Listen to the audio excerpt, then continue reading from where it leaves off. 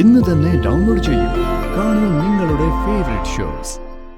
ഞാൻ വന്നപ്പോ മുതൽ പറയണോന്ന് കരുതിയ കാര്യം ഇത്. ആളുകൂടിയ പാമ്പ് ചാവില്ലെന്നൊരു ചൊല്ല് കേട്ടിട്ടുണ്ട്. ആ അവസ്ഥ എവിടെ? വൃത്തിയില്ലാത്ത കുറെ ജോലിക്കാരും. നിങ്ങൾ അവളുടെ സൗന്ദര്യം നോക്കണ്ട. അവള് വെച്ചുണ്ടാക്കി തരുന്നതിലേ എന്തെങ്കിലും കുറവുണ്ടെങ്കിൽ പറഞ്ഞാ മതി.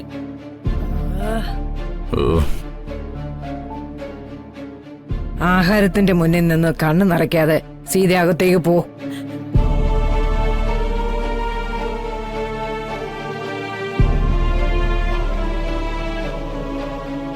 അവരെ പറഞ്ഞു വിട്ടാ ഇതൊക്കെ ആരെടുത്തു വെക്കും?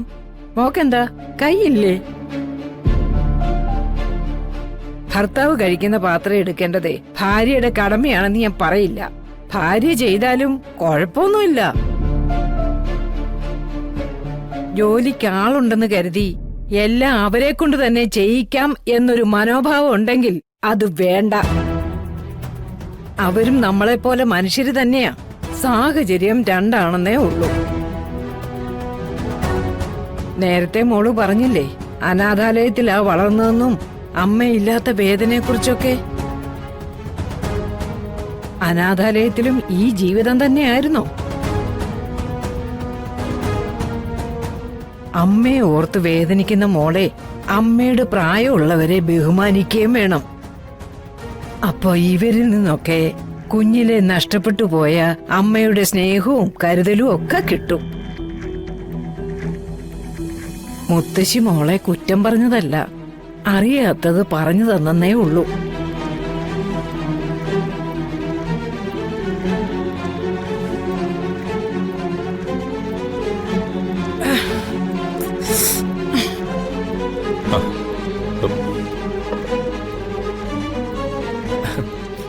ഇതുപോലെ എന്തെങ്കിലും നല്ല ഫുഡ് വീട്ടിലുണ്ടാക്കി തന്നിരുന്നെങ്കിൽ നന്നായിരുന്നു. പറയേണ്ടവര് പറഞ്ഞ ഉണ്ടാക്കി കൊടുക്കും. തനിക്ക് ഒരു വായല്ലേ ഉള്ളൂ. അതിലൂടെ ഇപ്പൊ ഭക്ഷണം കഴിക്കേ. അത് കഴിഞ്ഞിട്ട് സംസാരിക്കാം.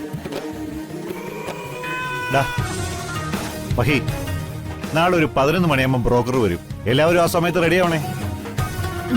ഞാനും വരണോ സർ? വേണ്ട, കാണാൻ പോകുന്ന സ്ഥലവും മലയൊക്കെ ഇങ്ങോട്ട് കൊണ്ടുവരാം.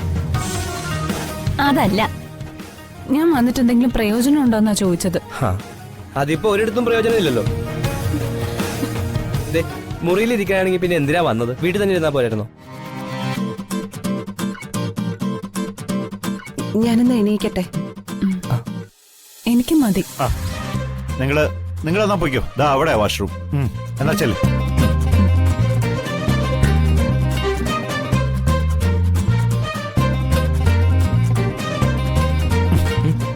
എന്തിനാടാ കൊച്ചിനിങ്ങനെ കളിയാക്കുന്നത്?